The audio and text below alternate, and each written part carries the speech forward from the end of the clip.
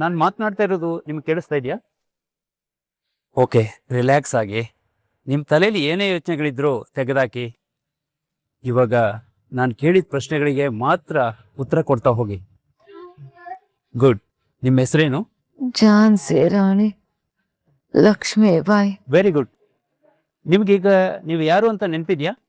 ಹೌದು.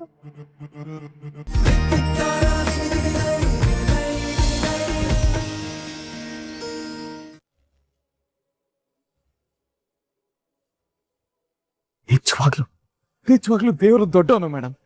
ನಿಮ್ಗಾಗಿದ್ದ ಆಕ್ಸಿಡೆಂಟ್ ನೋಡಿ ನಿಮ್ಗೆ ಏನಾಗುತ್ತೋ ಏನು ಅಂತ ಆತಂಕದಲ್ಲಿದ್ವಿ.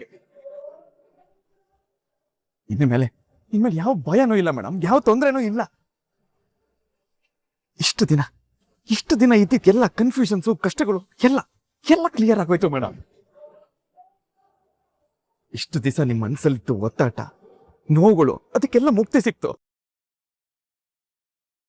ಆದಷ್ಟು ಬೇಗ ನೀವು ಹುಷಾರಾಗಿ ಮನೆಗೆ ಹೋಗ್ಬೋದು. ಇನ್ನು ಮುಂದೆ ತಾತ ಆಸೆ ಪಟ್ಟಂಗೆ ನೀವು ಕಣ್ಣಂಗೆ ಬದುಕ್ಬೋದು ಮೇಡಮ್. ಈ ಕ್ಷಣದಿಂದನೇ ನೀವು ಆಸೆ ಪಟ್ಟ ಬದುಕು ನಿಮ್ದಾಗತ್ತೆ ಮೇಡಮ್.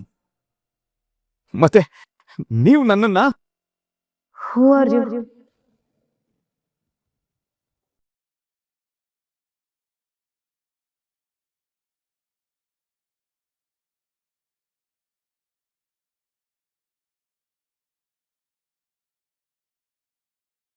ನನಗೆ ಆಕ್ಸಿಡೆಂಟ್ ಮಾಡ್ದವನ ಇಲ್ಲ ನನ್ನ ಕಾಪಾಡ್ದವನ?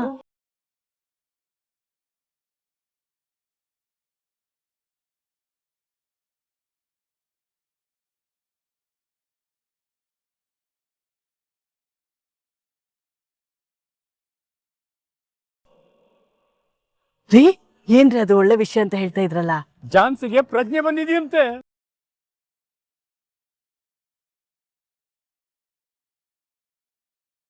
ಹೇಗೋ ಬಿಡು, ಆ ದೇವ್ರ ದೊಡ್ಡವನು. ನನ್ಗೀಗ ಸಮಾಧಾನ ಆಯ್ತು. ಆಮೇಲೆ ಅವಳನ್ನ ಇಲ್ಲಿಗೆ ನೇರವಾಗಿ ಕರ್ಕೊಂಡ್ಬರಕ್ ಹೇಳ್ಬೇಕಾಗಿತ್ತು ಗಣಪ. ಅಮ್ಮ, ನಾವೇನು ಹೇಳೋದೇ ಬೇಡ, ಇಲ್ಲಿಗೆ ಕರ್ಕೊಂಡು ಬರ್ತೀನಿ ಅಂತ ಹೇಳ್ದ. ತುಂಬಾ ಒಳ್ಳೆ ಕೆಲಸ ಮಾಡ್ದೆ ಕಣೋ ಗಣಪ. ಅಯ್ಯೋ ದೊಡ್ಡಪ್ಪ, ನನ್ ಲಗೇಜ್ ಎಲ್ಲ ಅದಕ್ಕೆ ರೂಮಲ್ಲೇ ಇಟ್ಬಿಟ್ಟಿದೀನಿ. ಫಸ್ಟ್ ಅದನ್ನೆಲ್ಲ ತೆಗೆದು ರೂಮ್ ರೆಡಿ ಮಾಡ್ತೀನಿ ಇರಿ. ಮೊದ್ಲ ಕೆಲಸ ಮಾಡು. ಹಾಗೆ ಅವಳಿಗೆ ಸ್ವಾಗತ ಮಾಡೋದಕ್ಕೆ ಆರ್ತಿ ರೆಡಿ ಮಾಡ್ಕೊಳ್ಳಿ. ಝಾನ್ಸಿ ಫಸ್ಟ್ ಟೈಮ್ ಮನೆಗೆ ಬಂದಾಗ ಇವಳು ಯಾಕಾದ್ರೂ ಬರ್ತಿದ್ದಾಳೋ ಅನ್ಕೊಂಡಿದ್ವಿ. ಆದ್ರೆ ಇವತ್ತು ಅವಳು ಎಷ್ಟೊತ್ತಿಗೆ ಬರ್ತಾಳಪ್ಪ ಅನಿಸ್ತಾ ಇದೆ. ನಿಮ್ ಮಾತು ನಿಜ ರೀ. ನಮ್ ಝಾನ್ಸಿ ನಮ್ ಎಲ್ರ ಮನ್ಸನ್ನ ಗೆದ್ದು. ನಾನಂತೂ ಆವತ್ತು ಖುಷಿಯಾಗಿದ್ದೆ, ಇವತ್ತು ಇನ್ನ ಡಬಲ್ ಖುಷಿಯಾಗಿದ್ದೀನಿ. ಯಾಕಂದ್ರೆ ಇವತ್ತು ಅದಕ್ಕೆ ಮನೆ ಮೆಚ್ಚಿದ ಸೊಸೆ ಆಗ್ತಿರ್ತಾ ಇದ್ದಾಳೆ, ಅದಕ್ಕೆ. ಅಯ್ಯೋ, ಇವ್ರುಗಳು ನೋಡಿದ್ರೆ ಇಷ್ಟೊಂದು ಸಂಭ್ರಮ ಪಡ್ತಿದ್ದಾರೆ. ಆದ್ರೆ ನನ್ಗೆ ಏನ್ ಮಾತಾಡ್ಬೇಕು, ಯಾವ ರೀತಿ ರಿಯಾಕ್ಷನ್ ಕೊಡ್ಬೇಕು ಅನ್ನೋದೇ ಅರ್ಥ ಆಗ್ತಿಲ್ಲ. ಏನಪ್ಪ ಮಾಡ್ಲಿ? ಏನೇ ಮಂಜುಳಾ, ಒಳ್ಳೆ ಗರ ಬಡ್ದೋಳ್ ತರ ನಿಂತ್ಕೊಂಡಿದ್ಯಾ? ಮನೆಗೆ ಸೊಸೆ ಬರ್ತಾ ಇರೋದು ನಿನಗ್ ಸಂತೋಷ ಆಗ್ತಾ ಇಲ್ವಾ? ಅತ್ತೆ, ಸಂತೋಷಕ್ಕೆ ಏನ್ ಮಾತಾಡ್ಬೇಕು ಅಂತ ಗೊತ್ತಾಗ್ತಿಲ್ಲ. ಖುಷಿಗೆ ಏನ್ ಮಾತಾಡಕ್ಕೂ ಆಗದೆ ಸುಮ್ನೆ ನಿಂತ್ಬಿಟ್ಟಿದೀನಿ. ನಿನ್ನ ಮುಖ ನೋಡಿದ್ರೆ ಎಷ್ಟು ಸಂತೋಷವಾಗಿದ್ದೀಯಾ ಅಂತ ಗೊತ್ತಾಗ್ತಾ ಇದೆ. ಅಷ್ಟೇನು ತಲೆ ಕೆಡಿಸ್ಕೊಳಕ್ ಹೋಗ್ಬೇಡ. ಮನೆ ಬರ್ತಾರೋ ಮುದ್ದು ಸೊಸೆನ ಮನೆ ತುಂಬಿಸ್ಕೊಳ್ಳೋದಕ್ಕೆ ಏನೇನು ವ್ಯವಸ್ಥೆ ಬೇಕೋ ಅದನ್ನ ಮಾಡ್ಕೊಳ್ಳಿ, ಅಷ್ಟು ಸಾಕು. ಸರಿ ಬಾವ. ಅಮ್ಮ, ಬಾಜಾ ಭಜಂತ್ರಿನೂ ಕರ್ಸ್ಬಿಡ್ಲಾ? ಅದೆಲ್ಲ ಏನು ಬೇಡ, ಲಕ್ಷಣವಾಗಿ ಆರತಿ ಮಾಡಿ ಅವಳನ್ನ ಕರ್ಸ್ಕೊಳ್ಳೋಣ. ಅಜ್ಜಿ, ನಾನಂತೂ 2 ಸ್ಟೆಪ್ ಆಗ್ತೀನಿ, ನೀವೇನು ಹೇಳಂಗಿಲ್ಲ. ಆಯ್ತು. ಸದ್ಯ ದೇವ್ರ ದಯದಿಂದ ಎಲ್ಲಾ ಪರೀಕ್ಷೆಗಳನ್ನು ಎದುರಿಸಿ ಸಾವನ್ನ ಗೆದ್ದು ಮನೆಗೆ ಬರ್ತಾ ಇದ್ದಾಳೆ. ಅವಳು ಇನ್ಯಾವತ್ತೂ ಈ ಮನೆ ಬಿಟ್ಟು ಹೋಗದೆ ಇರೋ ತರಹ ನೀನೇ ನೋಡ್ಕೋಬೇಕಪ್ಪ ದೇವ್ರೆ.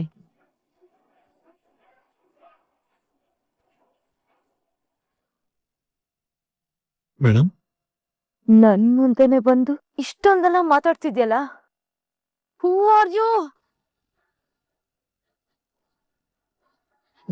ಝಾನ್ಸಿ ಪುಟ್ಟಿ, ಇವನು ಅತ್ತ ಪ್ಲೀಸ್, ಇವ್ನ್ ಯಾರಾದ್ರೂ ಆಗಿರ್ಲಿ, ನನ್ ಮುಂದೆ ಯಾಕೆ ಕರ್ಕೊಂಡ್ ಬಂದ್ ನಿಲ್ಸಿದೀರಾ? ಗಂಡ ಜಾತಿ ಅಂದ್ರೆ ನನಗಾಗಲ್ಲ ಅಂತ ನಿಮಗ್ ಗೊತ್ತು ತಾನೆ?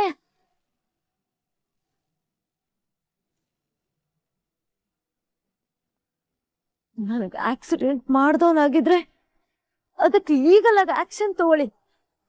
ಇಲ್ಲ ನನ್ನ ಸೇವ್ ಮಾಡ್ದವನಾಗಿದ್ರೆ ಅವ್ನ್ ಏನ್ ಬೇಕೋ ಅದನ್ನ ಕೊಟ್ಟು ಕಳ್ಸಿ.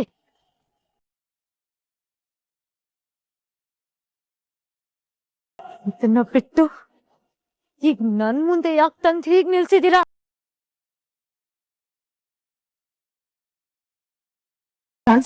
ಏಯ್, ನೀನ್ ಯಾಕೆ ಇಲ್ಲಿಗೆ ಬಂದಿದ್ಯಾ? ನಿನಗ್ ಬರಕ್ ಪರ್ಮಿಷನ್ ಕೊಟ್ಟಿದ್ಯಾರು?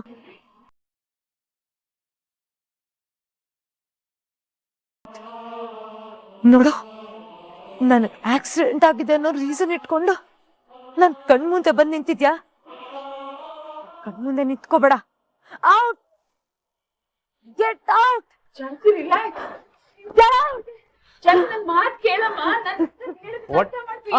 What is this? ಎಲ್ರು ಏನ್ ಮಾಡ್ತಿದ್ದೀರಾ? ಡಾಕ್ಟರ್, ಮುತ್ಲೋಣ ಹೊರಗಡೆ ಕಳ್ಸಿ.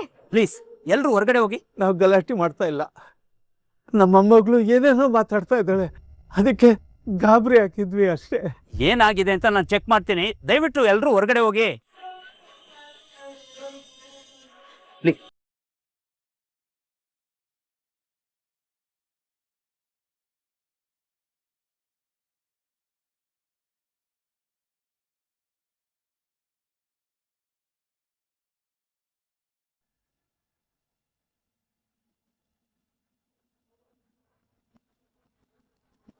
ಸಡನ್ ಆಗಿ ಜಾನ್ಸಿಗೆ ಏನಾಯ್ತು?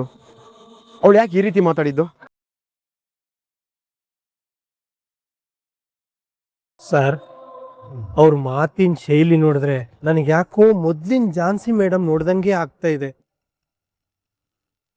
ರಾಘು ಸರ್ನ ನೋಡಿ ನೀನ್ ಯಾರು ಅಂತ ಕೇಳಿದ್ರು. ತುಳಸಿ ಮೇಡಮ್ನ ನೋಡಿ ನೀನ್ ಯಾಕೆ ಇಲ್ಲಿಗೆ ಬಂದೆ ಅಂತ ಕೋಪ ಮಾಡ್ಕೊಂಡ್ರು. ಅಂದ್ರೆ ಅರ್ಥ ಅವರು ಪೂರ್ತಿಯಾಗಿ ಮೊದ್ಲಿನ ತರನೇ ಆಗ್ತಿದ್ದಾರೆ. ಇದನ್ನೆಲ್ಲ ನೋಡ್ತಾ ಇದ್ರೆ ಏನು ನೋಡ್ತಾ ಇದ್ರೆ ಕಣಿ ಹೇಳ್ತೀಯ? ಸುಮ್ಮನೆ ನಿಂತ್ಕೊಳ್ಳೋ, ಏನೇನೋ ಮಾತಾಡ್ಬೇಡ. ಜಾನ್ಸಿಗೆ ಏನೂ ಆಗಿಲ್ಲ, ಆಗೋದೂ ಇಲ್ಲ.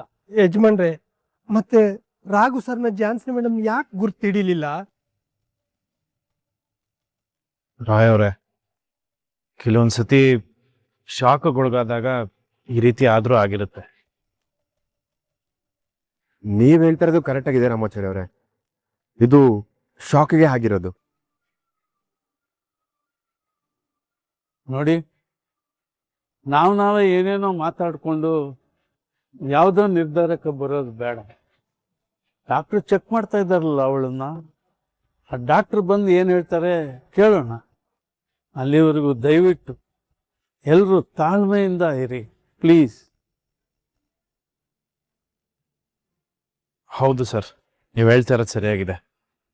ನನ್ನ ಅಭಿಪ್ರಾಯದಲ್ಲಿ ತಂಗಿಗೆ ಆ ರೀತಿ ಏನೂ ಆಗಿರಲ್ಲ. ನಾವೆಲ್ಲರೂ ಧೈರ್ಯವಾಗಿರೋಣ. ನನ್ನ ಜಾನ್ಸಿ ಮೇಡಮ್ ಯಾಕೆ ಹಾಗೆ ಹೇಳಿದ್ರು? ಹಾಗಿದ್ರೆ ನಾನು ಅವ್ರಿಗೆ ನೆನಪಿಲ್ವಾ?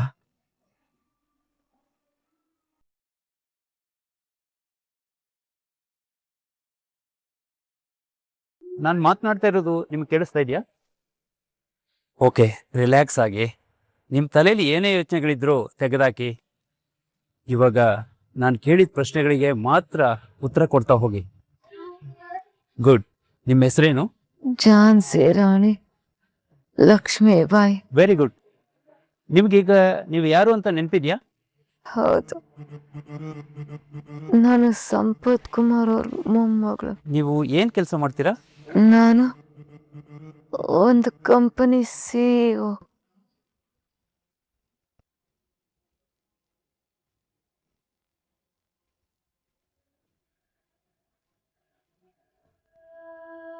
ಹಾಗೆ ಈಗ ನೀವು ರಿಲ್ಯಾಕ್ಸ್ ಆಗಿ ಮಲಗಿ.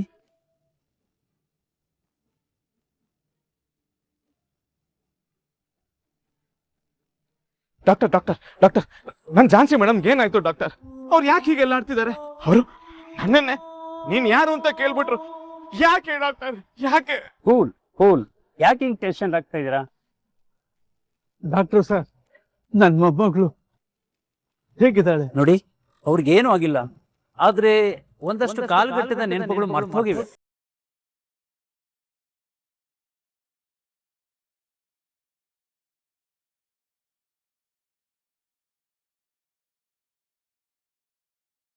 ಡಾಕ್ಟರ್ ಹೇಳ್ತಾ ಇರೋದು ನೋಡಿ, ಇದಕ್ಕೆ ನಮ್ಮ ಮೆಡಿಕಲ್ ಟರ್ಮ್ನಲ್ಲಿ ಪೋಸ್ಟ್ ಟ್ರಾಮೆಟಿಕ್ ಅಮ್ನೀಷಿಯಾ ಅಂತ ಕರಿತೀವಿ. ಅವ್ರಿಗೆ ಆಕ್ಸಿಡೆಂಟ್ ಆದಾಗ ಬ್ರೈನ್ಗೆ ಏಟ್ ಆಗಿರೋದ್ರಿಂದ ಈ ತರ ಮೆಮೊರಿ ಲಾಸ್ ಆಗಿದೆ. ಅಲ್ಲ ಡಾಕ್ಟರ್, ಈ ರೀತಿನೂ ಆಗುತ್ತಾ? ಅಂದ್ರೆ ಸ್ವಲ್ಪ ದಿನದ ಘಟನೆಗಳು, ವ್ಯಕ್ತಿಗಳು ಅವ್ರನ್ನ ಮರ್ತೋಗೋ ಚಾನ್ಸಸ್ ಇರುತ್ತಾ? ಎಸ್, ಅವ್ರಿಗೆ ಈಗ ಆಗಿರೋದು ಅದೇ.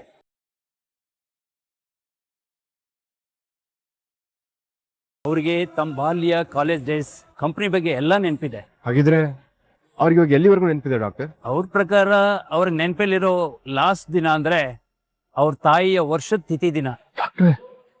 ಆ ವರ್ಷ ತಿಥಿ ಆಗಿದ್ದು ಮಾರ್ಚ್ ತಿಂಗಳಲ್ಲಿ. ಅಲ್ಲಿಂದ ಈಚೆಗೆ ಅವಳಿಗೇನು ನೆನಪೇ ಇಲ್ವಾ? ಇಲ್ಲ, ಅದೇ ಅವ್ರ ಮೆಮೊರಿಲಿರೋ ಲಾಸ್ಟ್ ಡೇ. ತಿಥಿ ಮುಗಿಸ್ಕೊಂಡು ಮನೆಯಿಂದ ಹೊರಟಿದ್ದೀನಿ ಅನ್ನೋದು ಬಿಟ್ರೆ ಅಲ್ಲಿಂದ ಇಲ್ಲಿವರೆಗೆ ಏನಾಗಿದೆ ಅನ್ನೋದು ಏನೂ ಗೊತ್ತಿಲ್ಲ.